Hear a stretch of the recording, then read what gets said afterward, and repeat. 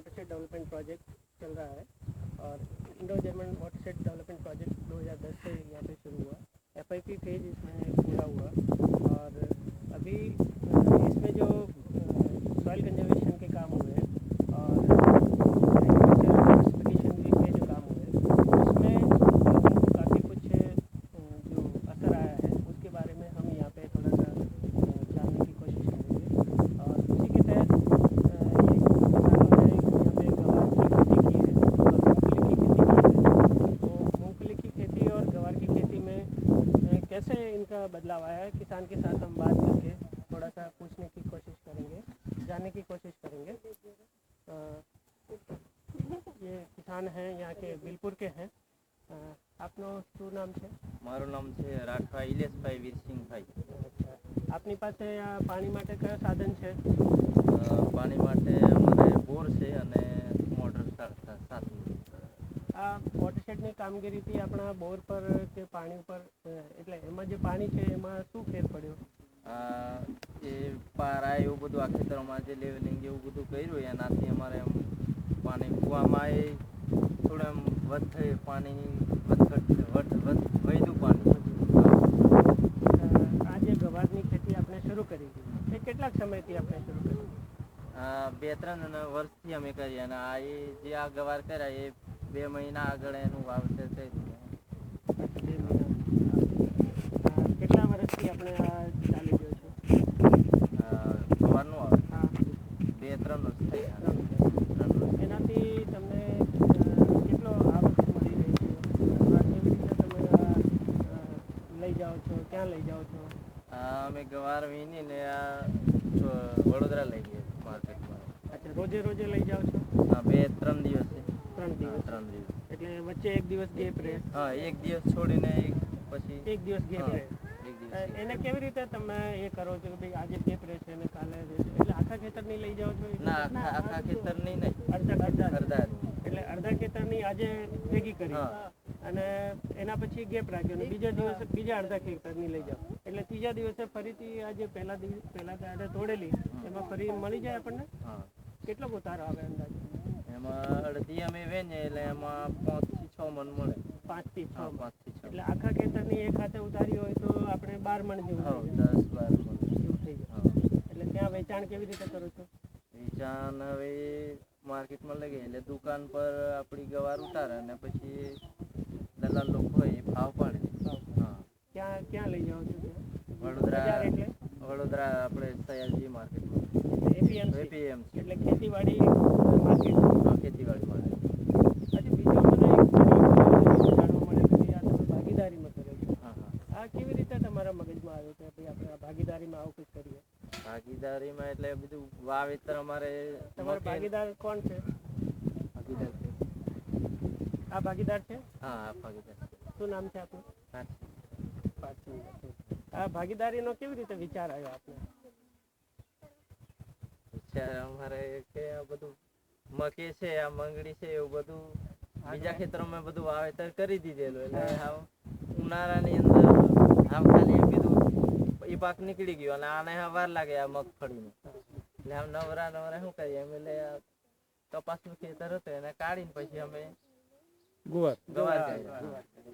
અચ્છા, એમાં તમને એ લાગે છે કે ભાઈ કે ગવારમાં જે વીણવામાં અને બધી રીતે આપણે માણસની જરૂર પડે તો ભાગીદારીમાં કરવાથી બધા માણસ આપણે ત્યાંથી મળી રહે, બીજા માણસને કોઈ લાવવા નહીં પડે, એ વાત છે એમાં?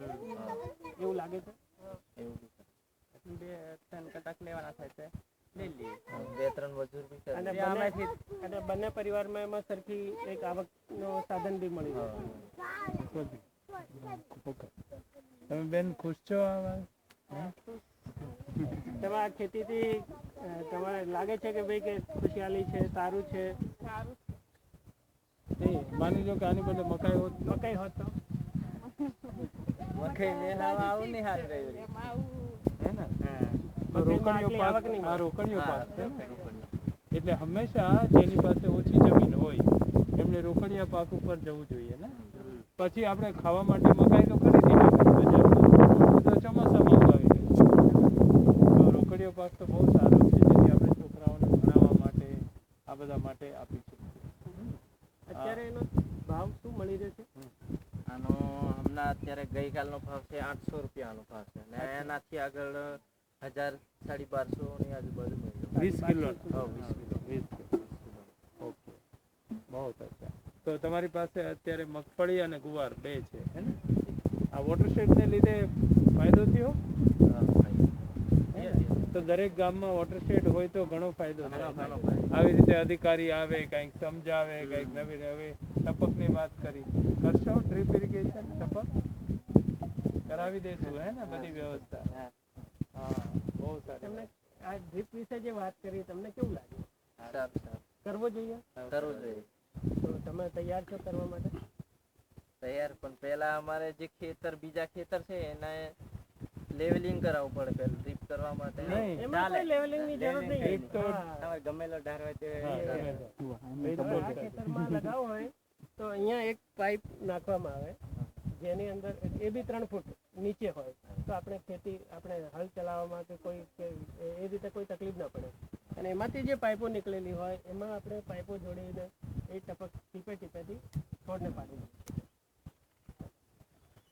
અચ્છા એટલા માટે કે ચાહે અહીંથી એક મોટો ડુંગરો હોય ઊંચો હે?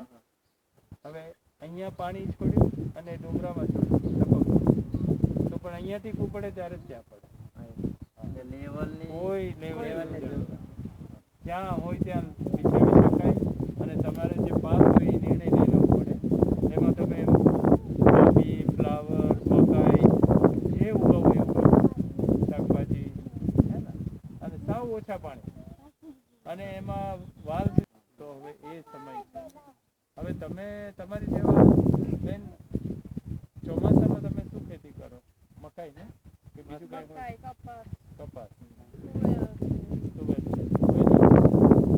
આ ગુવાર એ વખતે હોય તો ત્યારે ઉગે નહીં ચોમાસામાં એના ફૂલ હોય પણ એ છોડ વધી જાય ખાલી હા ફૂલ એના બેસે નહીં કારણ કે સૂર્ય હોય નહીં એટલે ફૂલ બેસે નહીં હવે હું તમને એક આઈડિયા આપું કે આ ટુકડામાં તમે કપાસને બદલે ચોમાસામાં કંકોડા કે કંટોલા શું કહો કંકોડા આવે ને શું કહેવાય કટોલા આ ઈ કટોલા જે છે ને એની ખેતી થાય છે આજકાલ ખેતી વાડમાં નહીં વાડમાં તો વહેલો ઉગી જાય પણ એની ખેતી થાય છે એને ટીસ્યુ કલ્ચર એવું જો તમે કરવા તૈયાર હો તો આ ચોમાસામાં આટલા કટકામાં યુ બી ગીવ તમને એના છોડ આવે એટલે કટોલા અત્યારે તો આપણે જંગલમાં મળે જંગલમાં હે ને અથવા જ્યાં વાડ વાડમાં હોય ત્યાં જ મળે પણ વાડને બદલે આપણે અહીંયા ખેતરમાં બી કરી શકાય હે ને એમાં એના જે છોડવા જેવી રીતે આ છોડવો છે એવી રીતે એના તૈયાર છોડવા આવે એ તૈયાર છોડવાને આપણે અહીંયા લગાડી દઈએ પછી એને એક ટેકો લગાડી દઈએ એ ટેકા ઉપર આપણે તાર બાંધીને અથવા દોરી બાંધીને એના ઉપર ચલાવી દઈએ તો એના ઉપર એના ઉપર સરસ કંકોડા લાગે. એક અંકોડા તો 60-70 રૂપિયાથી નીચે એટલે 1200 રૂપિયા મણથી નીચે નથી જવા દિવસે કંકોડા તો આપણને મળતા નથી બહુ ઓછા તો તમને આમાંથી જ 2-2.5 લાખ રૂપિયા મળી ચોમાસામાં તો એ ખેતીને સમજવી હોય તો આ ચોમાસામાં કરાવશો તમારે અમે રોપામાં પણ તમને સહાય આપશું 50% હે તો તમારે 50% કાઢવાના એનો 11 કે 12 રૂપિયાનો રોપો આવે 6 રૂપિયા અમે આપશું તો આપણને 6 રૂપિયા એટલે 6 રૂપિયા આપણને મદદ મળતી હોય તો 6 રૂપિયા જ પડે આપણને અને એનાથી ઉતારો બહુ સરસ એમાં માંડવાનો ખર્ચો ન કરવો હોય તો તમે કપાસની સાઠી હોય કપાસની સુકાયેલી એને ત્યાં કુતાડી દે તુવરની એ બી ચાલે પણ એને કાપીને કુતાડી દેવાની તો એની ઉપર ચડી જશે કટોલા બરાબર એવી ખેતી કરવાની છે આ ચોમાસામાં એ તો તમને બહુ જ સરસ કપાસની પપૈયા છે કપાસમાં જેટલી આપણે મહેનત કરીએ ને એટલે એના કરતા તો એમાં આપણે મહેનત બી ઓછી અને વળતર બી વધારે પહેલા કરતા એમાં પૈસા બી વધારે મળે આ બધી વસ્તુ સમજવી